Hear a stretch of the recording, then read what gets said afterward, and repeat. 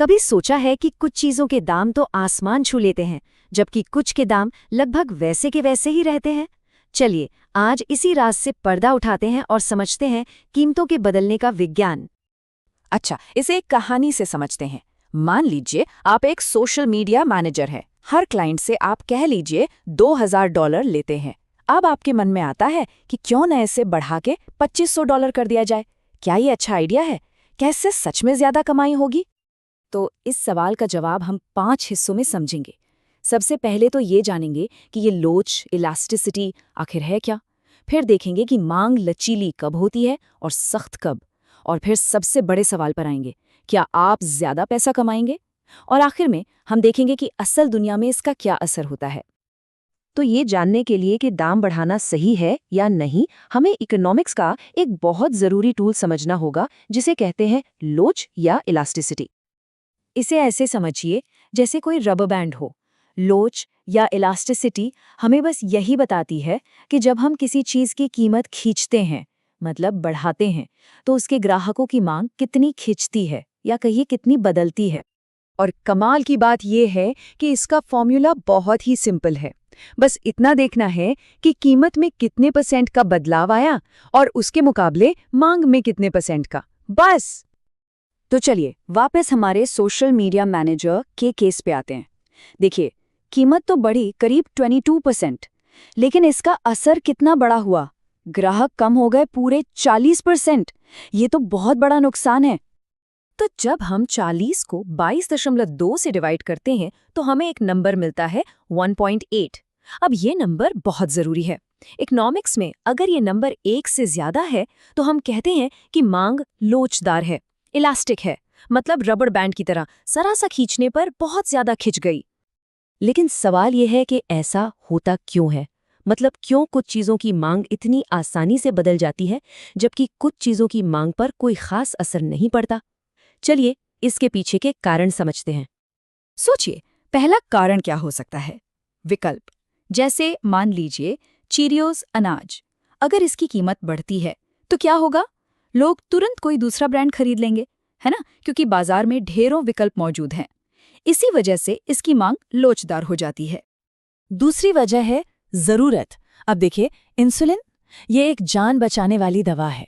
इसकी मांग बेलोचदार होती है। क्यों? क्योंकि कीमत चाहे कुछ भी हो, मरीजों को तो ये खरीदनी ही पड़ेगी। दूसरी तरफ एक रोलेक्स घड़ी, ये कोई जरूरत नहीं, एक लग्जरी है। कीमत बढ़ी तो लोग इसे खरीदना टाल देंगे, इसलिए इसकी मांग लोचदार है। और एक बहुत ही मजेदार फैक्टर है समय। मान लीजिए पेट्रोल की कीमतें अचानक बढ़ गईं, तो क्या आप तुरंत गाड़ी चलाना बंद कर देंगे? शायद नहीं। लेकिन अगर कीमतें लंबे समय तक बढ़ी रहीं तो हो सकता है आप एक छोटी, ज्यादा माइलेज वाली कार खरीद लें या फिर ऑफिस के पास ही घर ले लें। मतलब लंबे समय में मांग ज्यादा लोचदार हो जाती है। ठीक है, तो अब जब हम लोच को समझ गए हैं, तो चलिए वापस चलते हैं हमारे सोशल मीडिया मैनेजर वाले सवाल पर। तो क्या हुआ हमारे सोशल मीडिया मैनेजर का? नतीजा सामने है। क्योंकि मांग लोचदार थी, दाम बढ़ाने का फैसला पूरी तरह से गलत साबित हुआ।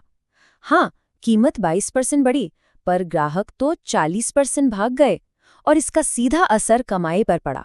जैसा कि चार्ट में साफ दिख रहा है, उनकी कुल कमाई कम हो गई। लेकिन जरा सोचिए, क्या होता अगर उनकी सर्विस की मांग बेलोचदार होती? मतलब कीमत बढ़ाने पर भी ज्यादातर क्लाइंट्स बने रहते। तब यही 22% की बढ़ोतरी एक जबरदस्त फायदे का सौदा होती। उनकी कुल कमाई असल में बढ़ जाती। तो मतलब एक सीधा साधा नियम है जो हमेशा काम आता है। अगर मांग लोचदार है यानी इलास्टिक, तो कीमत बढ़ाने से कमाई घटेगी। और अगर मांग बेलोचदार है यानी इनइलास्टिक, तो कीमत बढ़ाने से कमाई बढ़ेगी। बस इतना ही है। और ये सिर्फ बिजनेस की बात नहीं है। लोच को समझना सरकारों के लिए भी बहुत जरूरी है, जब वे बड़ी बड़ी नीतियां बनाती हैं। चलिए एक बहुत ही गंभीर उदाहरण लेते हैं, ड्रग्स से जुड़ी नीतियां। जब सरकारें ड्रग्स की सप्लाई पर रोक लगाती हैं, तो जाहिर है बाजार में ड्रग्स कम हो जाती हैं। लेकिन ड्रग्स की मांग तो बेलोचदार होती है, मतलब जो आदी हैं वो किसी भी कीमत पर उसे खरीदेंगे। इसका नतीजा क्या होता है? कीमतें आसमान छूने लगती हैं। और क्योंकि लोग ज्यादा पैसा खर्च करने लगते हैं, तो इससे जुड़े अपराध भी बढ़ जाते हैं। अब इसका दूसरा पहलू देखिए। अगर नीतियां सप्लाई रोकने के बजाय शिक्षा पर जोर दें और मांग को ही कम कर दें, तो पूरी कहानी बदल जाती है। जब लोग ड्रग्स खरीदना ही कम कर देंगे तो कीमतें भी गिरेंगी और बिक्री भी। नतीजा, ड्रग्स पर होने वाला कुल खर्च भी कम होगा और उससे जुड़े अपराध भी। तो आखिर में बात यहीं आके रुकती है। सवाल सिर्फ ये नहीं है कि क्या मुझे कीमत बढ़ानी चाहिए। असली सवाल ये है कि मेरे प्रोडक्ट की मांग की लोच क्या है। तो आज हमने क्या क्या समझा? हमने देखा कि लोच ये बताती है कि कीमत बदलने पर ग्राहक कैसे रिएक्ट करते हैं। ये भी जाना कि जो चीज़ें हमारी ज़रूरत हैं या जिनके विकल्प नहीं हैं, उनकी मांग बेलोचदार होती है।